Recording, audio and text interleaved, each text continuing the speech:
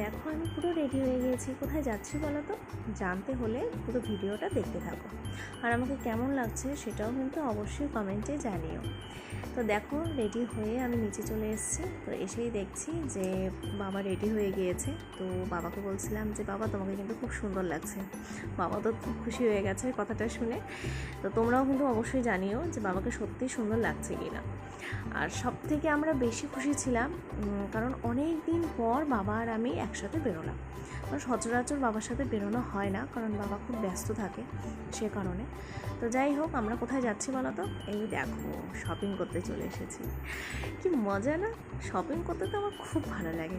তোমাদের কার কেমন লাগে অবশ্যই কমেন্টে জানিও। তো হঠাৎ করে কেন শপিং করলাম সেটাও আর কিছুদিনের মধ্যেই জানতে পারবে। তো যাই হোক, শপিং টপিং করে একটু আশেপাশে ঘুরে খাওয়া দাওয়া করে এই দেখো বাড়ি চলে এসেছি। তো চলো দেখা হবে নেক্সট ব্লগ।